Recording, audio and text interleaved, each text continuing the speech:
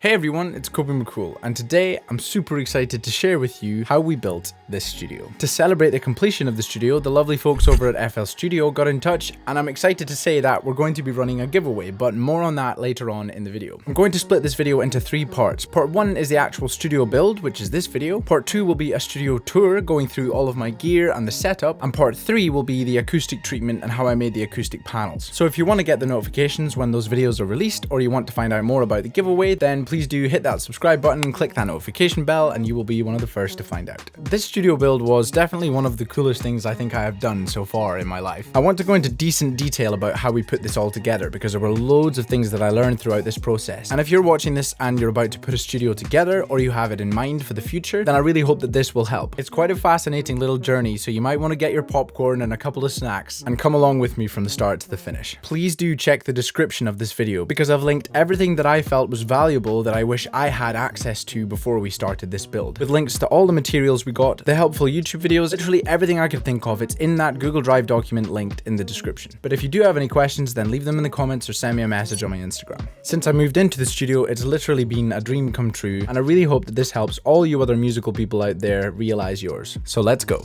So the best place to start is actually in the old studio, and I was working out of my bedroom. I really had to make the most out of what I had using my bed duvets, curtains, and other soft objects around the house to try and acoustically treat it.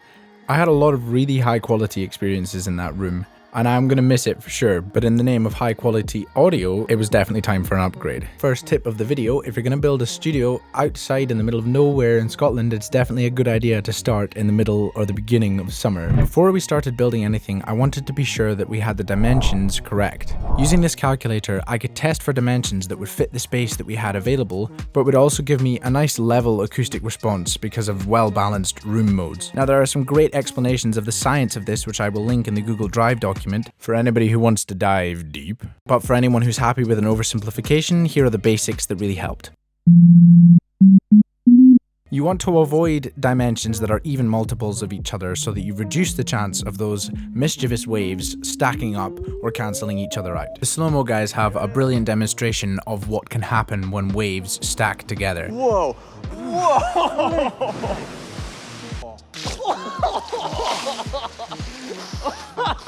It looks really cool in these videos, but it probably doesn't sound that cool if it's hitting you in the ears or the face. Then if you can get that little red dot somewhere within the bolt area, you're likely to have a good ratio, which will give you some well-behaved waves. Generally, you want to aim for a bit bigger than a bit smaller, although treating bigger rooms can be more expensive because of a larger surface area. The time and money that can be spent on optimizing acoustics is endless, and if that's something you would like to do and can do, then go for it. If, however, you're on a budget of time and money, then the basics really do go a long way, and a lot more can be done afterwards with acoustic treatment, and perhaps even some referencing technology which is rapidly advancing from companies like Sonarworks. And a pair of really good referencing headphones will go a long way too. I then found an extremely helpful breakdown of a shed build from a channel called Midlife Prices, and I'll link them in the description. 15-foot long board, so they got a little squirrely at times, a little bent and twisted. Joist system complete. They had a 10-part video series. We were then able to use that as a template, but tailor it so that it would suit our dimensions. I could then make a spreadsheet with all of the materials and the quantities that we would need, although this of course would adapt over time. We decided we wanted the majority of the build to be made with wood because it has so many really nice qualities. So we developed a really good relationship with the local timber supplier, which was essential as we would be getting a lot of wood from them over the course of the build. If you want to have a look into any of the materials that we went for, it's all in the Drive document. So we ended up filling our whole house with insulation for storage and then picked up all the wood we would need to make the basic frame. We then needed to move the old woodshed and tidy up the area to prepare it for making the foundations. I teamed up with my dad for a lot of the build, and that was a massive help,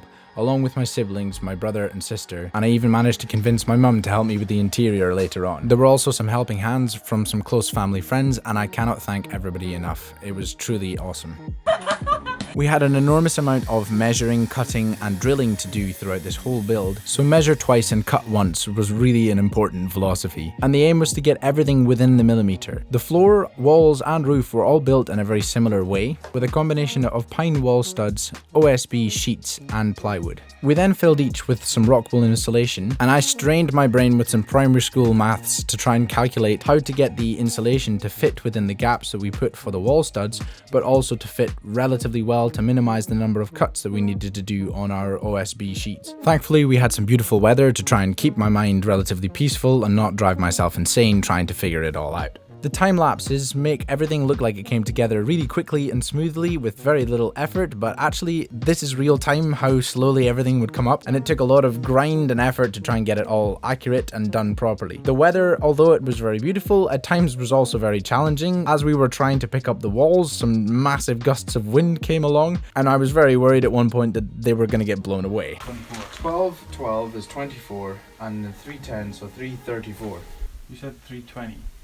No, it's 307 is the main length, round it up to 310. Okay. And then After a few days, we had the floor and all 4 walls up, with permeable thermal protective paper stapled to the walls. So far so good, now it was time to get on with the roof. We decided to use screws to do pretty much everything, because it meant that it was adaptable, changeable and reversible if it really needed to be. This is where it was really important to try and get the best quality screws we could and a really decent screwdriver, because we put in thousands of screws. The roof joists that we used were considerably thicker than the wall studs to provide decent strength, but we knew we needed to get it on quickly, because in Scotland, you never know what the weather is going to do. In terms of joinery, the roof was certainly the most complicated part of the whole build, and it was also the moment of truth where we would tell whether the measurements we made for our walls would line up with the angle that we had the roof pitched at. We were really pleased with the end result because we ended up lining everything up within a few millimeters. In the Drive document, there will be some videos linked that explain in great detail how to go about doing joinery with all the tricks of the trade that help you get that result. It's a lot easier if you install all your screws first. Then you can hold your wood nice and level. what are you thinking? I think that's us done. Here's a studio update. Dad has now been sawing this one piece of wood for the last 5 days, and he's about halfway there. And now we're just doing the edge triangle bits. The initial goal was to get the shell completed with the protective paper put on so that it was waterproof, and then we could start working on the interior, the insulation, electrics, and also retrospectively fitting windows and doors. We fitted a wide door frame into the far wall, but left the walls with the windows completely covered over so that we could cut them retrospectively. This would give us much more flexibility on the dimensions as we were unsure when we initially started. You know what this is? What? It's a window of opportunity. And it was also nice just to know how the room would actually feel before we would put windows in. Dad's job right now is to fit this window. There's the window there. And my job at the moment is The electrics. I decided to take up on the challenge of doing as much of the electrics myself as I could, and then getting it checked by a professional electrician when we were ready to turn it all on. I spent a long time making sure I would avoid a dangerous mess and get it all nice and tidy and safe. I put as much important info as I could in the Drive document. I got an oversized consumer unit that would actually be suitable for a house, but it means that it's perfect for expansion if we need it in the future. But I kept it simple for now. Whilst I was figuring all of that out, the corrugated iron sheets for the roof arrived, and we put them on very easily the second time round after we'd put them on the wrong way round the first time. It was then time to fill the walls and the roof with insulation and fit the wires that we'd need for our sockets and lights. this is the plug circuit, the ring circuit, which will change to a 20 amp breaker, which goes all the way around the room. I went for a single ring circuit that runs all the way around the room with plugs on all walls, and an extra circuit with higher power and extra sockets if I need them, and then a simple lighting circuit but with a 3-gang switch, which would mean I could turn each light on and off individually. I made sure to follow the safety regulations when drilling through the joists and through the studs of the walls, and I also took video footage of where each of the wires are so that I know where they are to avoid drilling or screwing into them in the future. Of course, I am not a qualified electrician, and if you wish to do these kinds of things yourself, then you should use your own judgment and consult an electrician also, so that you make sure that you do the safest and the most optimal thing for your studio. We borrowed a really high precision tool from a friend for cutting plywood, and this was an absolute game changer because it meant we could get a really nice clean finish. I decided it would be great to leave the joists exposed because it would give some diffusion, and it also just looks great. Then we just need to fit our plug sockets. What are we doing right now? The back wall? We're doing this wall, aren't we? My main focus throughout was getting it done right and really well, but I made sure to enjoy myself along the way. Decorating the interior with wood was one of the most time-consuming aspects, along with the sanding of that wood, because I wanted it all to look and feel really clean and fresh.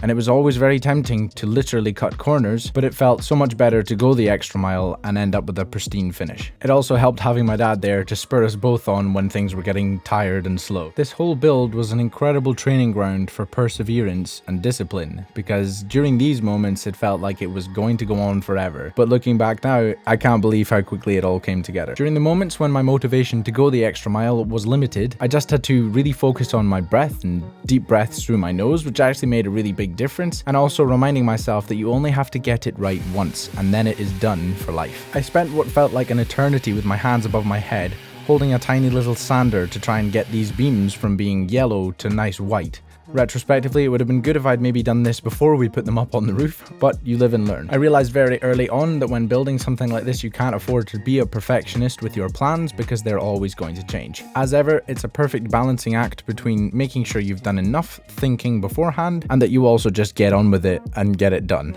We went for plywood roof, front wall and back wall, and tongue and groove pine wood for the side walls. And we found an awesome window and a fantastic oak door on some local trading sites online, which were an absolute steal, and so we installed those and it was time to paint. I decided to use a pure brilliant white and keep the colour of the inside nice, natural and simple, so that the walls would act as a lovely backdrop along with the acoustic panels, and any other colour I wanted to inject to the studio would come through lighting and other equipment. I find that simple colours like white or wood are very versatile and would make recording and filming in all different directions look good. Tempting though it was to add some other colours to the walls like blue, I'm glad that I decided not to, because now I am not tied to that colour and I can work with the white in so many ways. It was then time for me to wire up all of the plugs and the lights, and what you can see on the right there is my first attempt at wiring a 3-gang switch for the lights, which I actually ended up rewiring more diligently when the electrician came. We worked together to make sure that all of the lights and plugs were wired and connected safely and correctly, and he showed me the tricks of the trade to make sure that you'd get some high quality connections at both the plug sockets and in the consumer unit. And then we went up into the loft inside the house to connect the armoured cable to the main supply. The feeling of satisfaction and relief when I turned on the lights for the first time and they all came on perfectly and I tested all the plugs and everything worked was just awesome. I then spent about 5,000 years with my headphones plugged in, just listening to podcasts, mostly from Lex Friedman, interviewing scientists and other intellectuals about what the meaning of life was and whether everything is a simulation, whilst I was tediously cutting endless numbers of planks to fit the sarking on the outside. The job did feel like it was taking forever, but whilst listening to all the podcasts, I of course realised that time is relative. We are probably living in a simulation. You make all your own meaning in life, and in a quick minute the whole world's going to be overrun by AI robots, so probably best to make the most of it whilst it lasts. And it's safe to say that my IQ increased by at least 1 point for every plank that I fitted and installed perfectly. And then my brain fell out.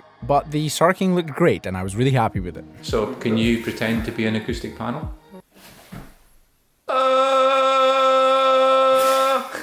No, it doesn't work. We were on to the final straight. Now it was a case of spending just a little bit more time cutting wood, preparing everything to make the acoustic panels. Like I say, I'm going to make a more detailed video on how I went about doing this, breaking it down step by step so that you guys can make these yourself. They're relatively simple to make and they're very cost effective. We had quite a lot of wood and insulation left over, and that is what I used to make the panels, and I also took some leftover roof joists and made a desk with them, after my brother suggesting that I should try make something that's sort of floating. So I decided to give it a go, but it involved me cutting up all the bits of wood that were needed and then sanding all of the yellow off of them again. Thankfully, at this point, we got our hands on a much more industrialized sander so that I could sand all of this wood and also sand and varnish the floor to have a nice, clean, silky smooth finish.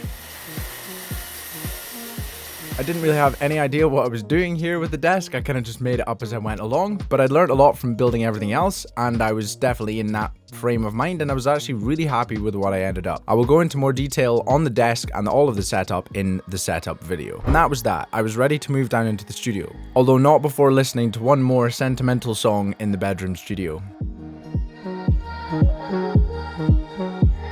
And I'm not gonna lie, I got a little teary. It was a really special moment, and one that I cherished for sure. I then packed everything down from the bedroom and switched it all into the studio. I then had a couple of other tasks to do just to get everything finalized and set up, and that was me ready to go. Throughout this whole build, despite being very focused on trying to get the job done as best I could, I was also just trying to focus on embracing it and enjoying it. It would have been very easy to be too focused on just getting it finished and miss out on all of the special moments that there were all the way through the build.